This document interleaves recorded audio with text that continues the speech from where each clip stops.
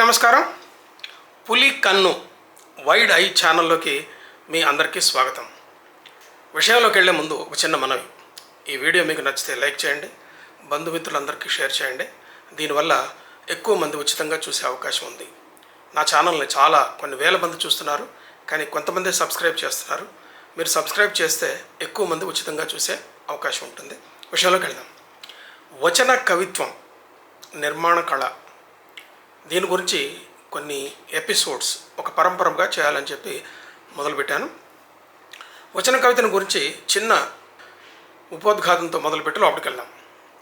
మనకు వచన కవిత ప్రక్రియ తెలుగు కవిత్వంలో ఆధునిక ప్రక్రియ అని చెప్పి మనం చెప్పాలి. ఆధునిక ప్రక్రియ అంటే దాదాపు 1930 నుంచి ఇది ప్రారంభమైంది.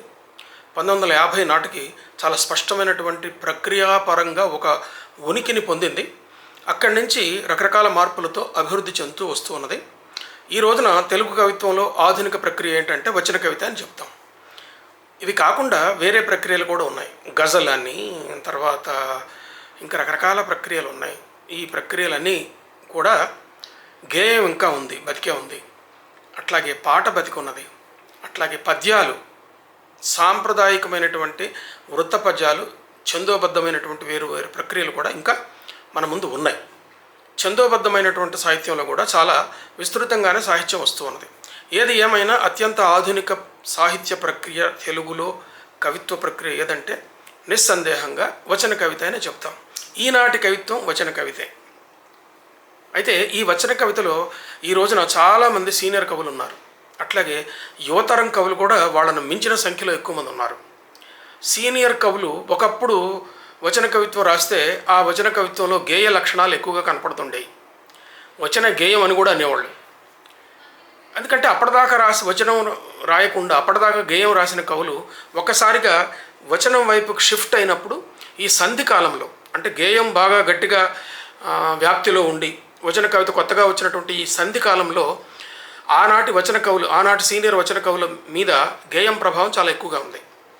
ఆ తర్వాత క్రమక్రమంగా గేయం ప్రభావాన్ని వదిలిపెట్టుకొని వస్తున్నారు. అయితే ఆనాటి సీనియర్ కవులు ఇటీవలి కాలం దాకా, వాళ్ళు కాలం చేసేదాకా కూడా గేయం ప్రభావంతో రాశారు. అది గుర్తుపట్టవచ్చు. కానీ తరువాత తరంలో వచ్చినటువంటి కవులు, యువ కవులు, ఇప్పటికీ 50-60 ఏళ్ళు ఉన్నటువంటి వాళ్ళు కూడా ఒకప్పటి యువ కవులు వచన కవిత్వంలో నిర్మాణంలో పరిణామం తీసుకొని వచ్చారు. ఈ పరిణామాలు ఎట్లా వచ్చాయి, దీన్ని ఒక మూల్యాంకనం చేయడానికి ఈ ప్రయత్నం చేస్తున్నాను. అయితే వచన కవిత రాసే కవులు ఇప్పటికి కూడా ఏమనుకుంటారంటే, చాలామంది ఏమనుకుంటారంటే వచన కవిత్వం అంటే ఫ్రీగా రాయొచ్చు, ఫ్రీ వెర్స్ అని అంటారు కదా. ఫ్రీగా రాయొచ్చు అంటే దానికి నియమాలు ఏమి ఉండవు, ఎన్ని పాదాలైనా పెట్టవచ్చు, అట్లాగే పాదం ఎంత పొడుగైనా ఉండొచ్చు, ఎన్ని అక్షరాలైనా ఉండొచ్చు, మన ఇష్టం వచ్చినట్టు రాయొచ్చు, ఇలా అనుకుంటూ ఉంటారు. ఇంకా కొంతమంది సీనియర్ కవులు అయితే వాళ్ళు ఎలా ఉంటారంటే, నాకు ఒక భక్తి, ఒక కావ్యావేశం వచ్చింది, దీన్ని ఏమంటారంటే ఒక సాహిత్యపరమైనటువంటి ఒక రసావేశం వచ్చింది, ఈ ఆవేశంలో రాసుకుంటూ వెళ్ళిపోయాను, దాన్ని నేనేం చేయను, దాన్ని ముట్టుకొని దాన్ని ఏం చెయ్యను, ఉన్నదన్నట్టు పత్రికకు పంపిస్తాను, వాళ్ళు వేసేస్తారు. అయితే ఆ కవికి ఉన్నటువంటి కిరీటాలను చూసే, భుజకీర్తులను చూసే, ఆయనకున్న గొప్ప గొప్ప బిరుదులను చూసే పత్రికలు వాళ్ళు మొహమాటానికి వేసుకుంటారు. ఇది ఉత్తమ కవిత అనుకుంటారు. అయితే ఏకే రామానుజన్ గారు, సుప్రసిద్ధ, ప్రపంచ ప్రసిద్ధ కవి, అనువాదకుడు, ఇంగ్లీష్లో చాలా గొప్పగా పేరున్నటువంటి ఏకే రామానుజన్ గారు ఒక సందర్భంలో ఏమన్నారంటే, తెలుగు కవులు చాలా సోమరిపోతులు, లేజీ పర్సన్స్ అన్నారు. ఇది నేను స్వయంగా మా డిపార్ట్మెంట్లో, నేను హైదరాబాద్ సెంట్రల్ యూనివర్సిటీలో పనిచేసే కాలంలో మా శాఖలో నెల రోజుల పాటు మాకు సలహాదారుగా ఉన్నారు, అంటే ఫోక్లోర్కి సంబంధించిన సలహాదారుగా ఉన్నారు. ఆ సందర్భంలో పోయిటరీకి సంబంధించినటువంటి చర్చ వచ్చినప్పుడు ఆయన స్వయంగా చెప్పిన మాట ఇది, నేను ఎదురుగా ఉండి విన్నాను. ఏమంటాడంటే, తెలుగు కవులు సోమరిపోతులు అని ఎందుకు అన్నాడంటే, లేజీ ఫెలోస్ అని ఎందుకు అన్నారంటే, వాళ్ళు ఒకసారి రాస్తారండి, వెంటనే పంపించేస్తారు. కానీ ఇంగ్లీష్లో కవిత్వం అట్లా, కవులు అట్లా రాయరు. ఒకసారి ఒక టెక్స్ట్ తయారైన తర్వాత 10 సార్లు చూసుకుంటారు, 10 సార్లు మారుస్తారు. కొన్ని పత్రికలకి, వాళ్ళకి కవిత్వానికి ప్రత్యేకమైన పత్రికలు ఇంగ్లీష్లో ఉన్నాయి. వాళ్ళు పంపించినప్పుడు వాళ్ళు కూడా సూచన చేస్తారట, దీంట్లో నిర్మాణపరంగా ఈ మార్పులు చేస్తారా అని చెప్పి ఆ పత్రికలు వాళ్ళు కూడా సూచిస్తారట, వెనక్కి పంపిస్తారట. అంటే ఒక పరిశోధన వ్యాసాన్ని వెనక్కి పంపించి మార్పులు చేయమని సూచించినట్లుగానే వాళ్ళు కూడా పంపిస్తారట. అలా పంపించేటటువంటి సందర్భాలు పోయిటరీకి కూడా ఉంటాయని చెప్పి ఆయన చెప్పాడు. వాళ్ళు అలా 10 సార్లు 15 సార్లు టెక్స్ట్ మార్చి దాన్ని మాగబెట్టి, ఈ మాట నేను కావాలని అంటున్నారు, దాన్ని మాగబెట్టి తర్వాత పత్రికలు వేస్తారట. అందుకే ఇంగ్లీష్ కవిత్వానికి అంత డిమాండ్ ఉంటుంది, ఇంగ్లీష్ కవులకు అంత డిమాండ్ ఉంటుంది. వాళ్ళు బాగా డబ్బులు కూడా బాగా సంపాదిస్తారు, బాగా అమ్ముడుపోతాయి పుస్తకాలు. ఈ వాతావరణం, ఈ లక్షణం తెలుగు కవులకు లేదు, చాలామందికి లేదు, చాలా సీనియర్ వర్క్ కూడా లేదు. నాకు ఒక రసావేశం వచ్చింది, నేను రాసేసాను, ఏం చేయను అంటారు. ఈ కంప్లైంట్ నేను ఇంతకుముందు కూడా చాలాసార్లు పెద్ద కవుల ముందు కూడా నేను అన్నాను. అఫ్కోర్స్ కొంతమంది సహృదయంతో స్వీకరించారు, కొంతమంది నొచ్చుకున్నారు, అది వేరే విషయం. కానీ ఇప్పుడు నేను తీసుకునేటటువంటి ఈ కవిత ఉదాహరణలు చాలా సీనియర్స్ ఉండొచ్చు, జూనియర్స్ ఉండొచ్చు, కొత్తగా కలం పట్టి రాసేవాళ్ళు ఉండొచ్చు. కానీ నేను ఎంచుకునే ప్రతి కవిత నిర్మాణపరంగా కొన్ని ప్రత్యేకతలు ఉన్నవి మాత్రమే తీసుకుంటాను. అయితే కవిత్వం రాసేటప్పుడు సిద్ధంగా ఉన్న ఛందస్సును తీసుకుంటే నిర్మాణపరంగా వాళ్ళకి ఏ ఇబ్బంది ఉండదు. నిర్మాణం అక్కడ సిద్ధంగా ఉంటుంది. ఉత్పలమాల ఒక నిర్మాణం ఉంటుంది, తేటగీత ఒక నిర్మాణం ఉంటుంది, శీర్షపద్యం ఒక నిర్మాణం ఉంటుంది. ఆ నిర్మాణ చట్రంలో మనం విషయాన్ని పెడతాం. కానీ వచన కవిత అలా కాదు. వచన కవిత కవితా రచన, రూపరచన ఒకేసారి చెయ్యాలి. ఈ రూపరచన చేసేటప్పుడే కవులకు లేజినెస్ ఎక్కువ వస్తుంటుంది. అంటే రాసేసుకుంటే వెళ్ళిపోతారు, దాన్ని ఏమో మార్చమంటారు. సరే, గజల్ అని తర్వాత వేరే ప్రక్రియలు ఉన్నాయి, ఆ ప్రక్రియలు వేరే, వాటికి కూడా సిద్ధమైన నిర్మాణం ఒకటి ఉంటుంది. వాటి జోలికి నేను పోవట్లేదు, వచన కవిత గురించే మాట్లాడుతున్నాను. కానీ కొంతమంది సీనియర్ కవులు వచన కవిత నిర్మాణం మీద ధ్యాస పెట్టి కూర్పు ఎలా చేసుకోవాలి, పదాల కూర్పు ఎలా ఉండాలి, ఆ కూర్పులో భావానికి అనుగుణంగా ఎన్ని భాగాలు చేసుకోవచ్చు, 1, 2, 3 అని పెట్టవచ్చా, పెట్టకుండా కూడా భావాలు చేసుకోవచ్చా, అట్లా దాన్ని అచ్చు వేసేటప్పుడు కూడా కొన్ని పాఠకుడికి కొన్ని సూచనలు కొంతమంది చేస్తారు. మహాప్రస్థానంలో శ్రీశ్రీ కూడా అచ్చు వేసేటప్పుడు కూడా కొన్ని సూచనలు చేశాడు. మహాప్రస్థానంలో మీకు ముత్యాల సరాలు చాలా ఎక్కువ ఉంటాయి, కానీ ముత్యాల సరాన్ని ఆ నిర్మాణంలో ఆయన పెట్టలే. ముత్యాల సరాన్ని ఒక పాదాన్ని 2 పాదాలుగా విడగొట్టడం, చిన్న చిన్న పాదాలు పైన పెట్టడం, పెద్దది కింద పెట్టడం, ఒక్కోసారి పెద్ద పాదం పైన పెట్టడం, చిన్న పాదాలు కింద పెట్టడం, ఇట్లా చేశాడు, మాయ చేశాడు. కానీ నిర్మాణపరంగా చాలా శ్రద్ధ తీసుకొని అచ్చు వేసేటప్పుడు కూడా ఆ నిర్మాణం పాఠకుడు చూసేటట్టుగా దాన్ని ప్రత్యేకంగా అచ్చు వేశాడు. చాలామంది వచన కవులు కూడా అచ్చు వేసేటప్పుడు నిర్మాణపరమైనటువంటి సూచనలు పాఠకుడికి కనిపించేటట్టుగా అచ్చు వేస్తారు. ఇలా అచ్చు వేసినటువంటి సీనియర్ కవులు కొంతమంది ఉన్నారు, జూనియర్ కవులు కొంతమంది ఉన్నారు. వాళ్ళని గురించి చెప్తాను. అయితే నేను సీనియర్ కవులై కొన్ని ఉదాహరణలు తీసుకోవచ్చు, జూనియర్ కవులై కొన్ని ఉదాహరణలు తీసుకోవచ్చు. అంత మాత్రాన వాళ్ళ మీద నాకు ప్రత్యేకమైన అభిమానం ఉందని, మిగతా సీనియర్స్ మీద నాకు అభిమానం లేదని ఎవరు అనుకోవద్దు దయచేసి. ఈ రోజున ఒక నిర్మాణం నేనేం తీసుకుంటున్నానంటే, నిన్న సోమవారం నాడు ఆంధ్రజ్యోతి వివిధలో చాలా సీనియర్ పోయెట్, సుప్రసిద్ధ కవి నగ్నముని గారి కవిత ఒకటి వచ్చింది. ఆ కవితను మీకు పరిచయం చేస్తూ, దాన్ని చూపిస్తూ, దాని నిర్మాణం ఎలా ఉందని కంప్యూటర్ మీద చూపిస్తూ, ఆ నిర్మాణంలో ఉన్న ప్రత్యేకత ఏంటి, ఆ కవి దాన్ని అలా ఎందుకు తీర్చిదిద్దాడు అని చెప్తాను. దీన్ని చూడటానికి మీరు కంప్యూటర్ స్క్రీన్ మీద దాన్ని చూస్తూ ఉండండి, నేను మాట్లాడుతూ ఉంటాను. లోపలికి వెళ్దాం పదండి.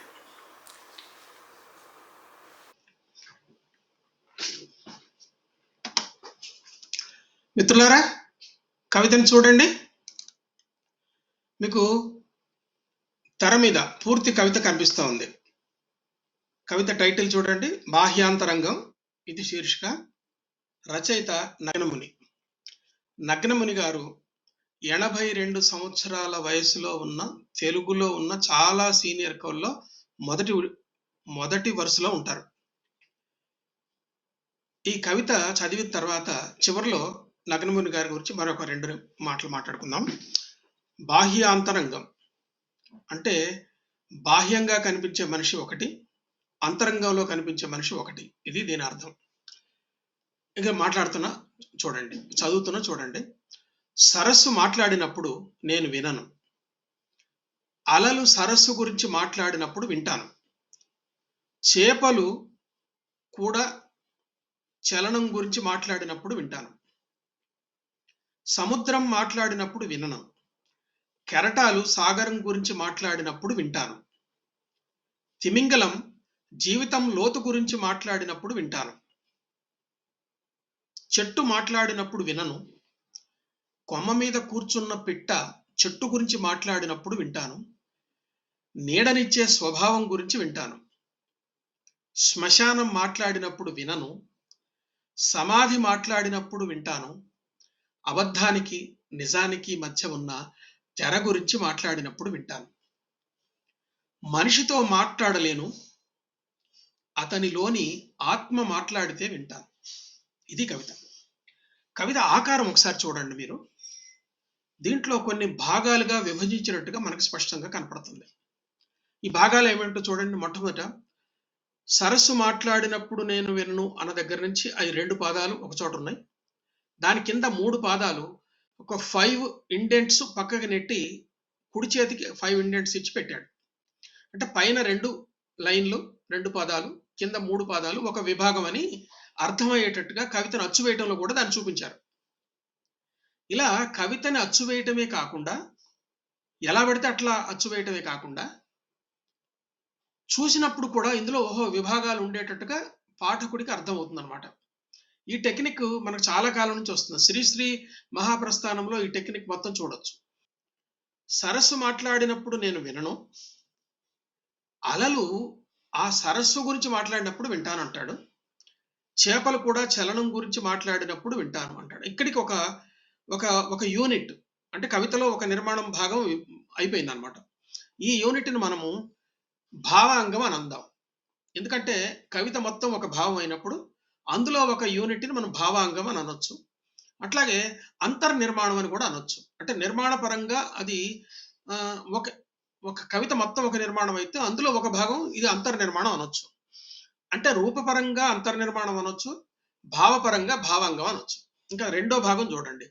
సముద్రం మాట్లాడినప్పుడు వినను, కెరటాలు సముద్రం గురించి మాట్లాడినప్పుడు వింటాను, అందులో ఉన్న తిమింగలం దాని జీవితం లోతు గురించి మాట్లాడినప్పుడు వింటాను. ఇంతవరకు ఇంకో భావాంగం. దానికి కూడా ఒక నిర్మాణం యూనిట్గా రూపంలో కూడా చూపించాడు. అట్లాగే చెట్లు మాట్లాడినప్పుడు వినను దగ్గర నుంచి నీడనిచ్చే స్వభావం గురించి మాట్లాడినప్పుడు వింటాను అన్నదాకా ఒక భావాంగం. తర్వాత శ్మశానం మాట్లాడినప్పుడు అని చెప్పింది అదొక భావాంగం. తర్వాత చివరిలో 2 పాదాలు అదొక భావాంగం.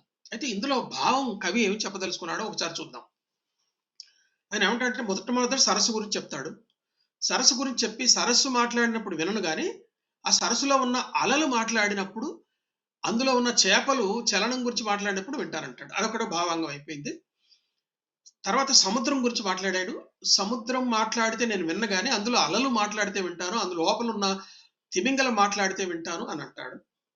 తర్వాత చెట్టు మాట్లాడినప్పుడు వినను కానీ కొమ్మ మీద కూర్చున్న పిట్ట మాట్లాడినప్పుడు వింటాను, చెట్టు నీడనిచ్చే స్వభావం గురించి మాట్లాడినప్పుడు వింటాను అంటాడు.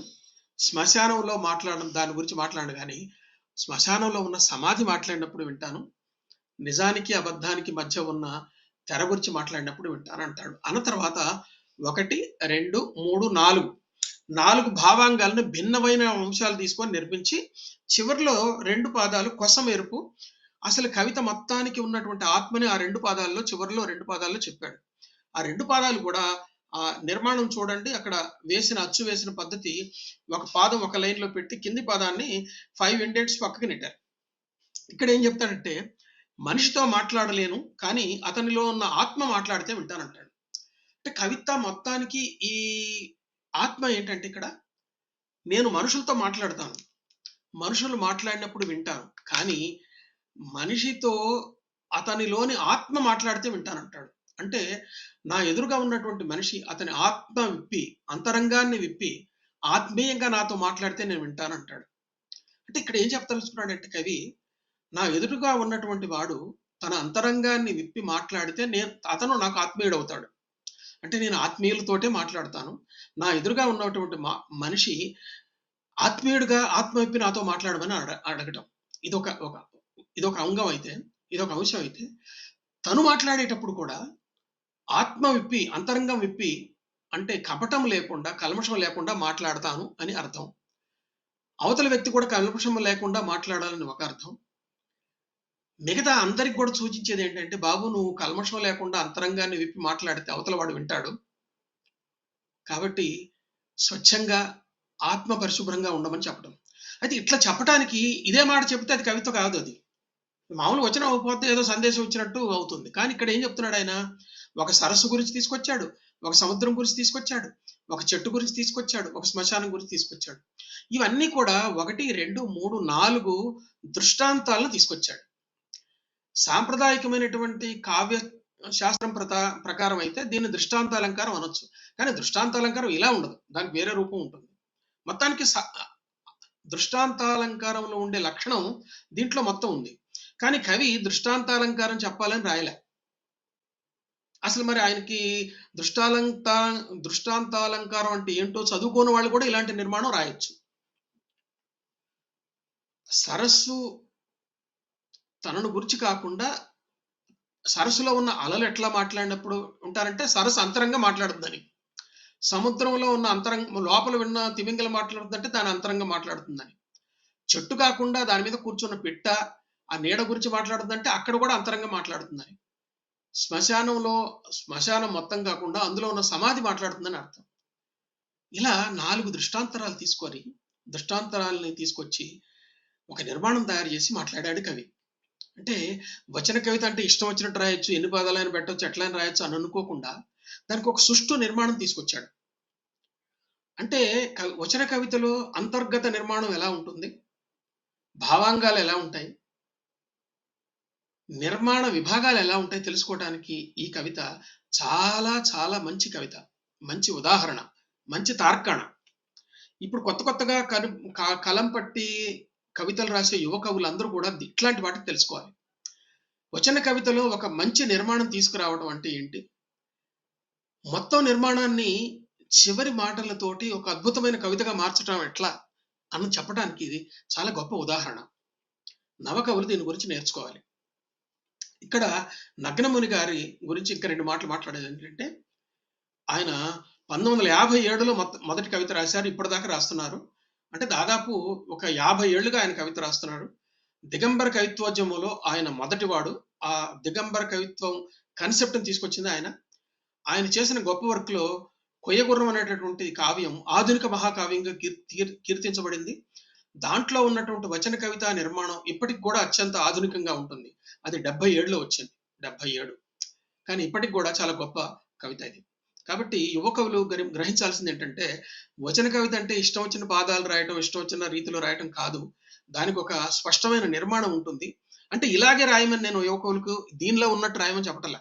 కానీ వాళ్ళే ఒక రూపకల్పన చేసుకొని దాంట్లో కొన్ని విభాగాలు పెట్టుకొని ఒక సుష్ఠు నిర్మాణం వచ్చేటట్టుగా చేయొచ్చు. ఇది ఇక్కడ నేను యువ కవులందరినీ ఉద్దేశించి మాట్లాడుతున్నాను.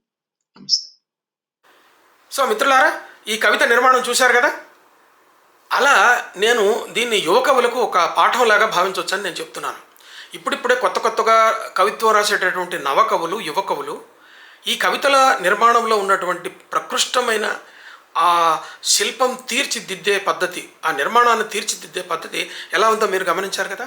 ఇకపైన మీరు కూడా కవిత్వం రాసేటప్పుడు ఇలా ఉండాలని కాదు నేను చెప్పేది, మీ ఇష్టం, మీరు ఏ రకమైనటువంటి నిర్మాణ రీతినైనా చూపించవచ్చు, కానీ అందులో ఒక ప్రకృష్టమైనటువంటి నిర్మాణం ఉండాలి. ఇలాంటివి చాలా కవితలు నాకు నచ్చిన కవితలు చాలా ఉన్నాయి. ఒక్కొక్కటి తీసుకొని మీ ముందుకు వస్తాను, చూస్తూ ఉండండి. ఈ వీడియో మీకు నచ్చితే లైక్ చేయండి, మీ బంధుమిత్రులకు షేర్ చేయండి. ఉంటాను. నమస్తే.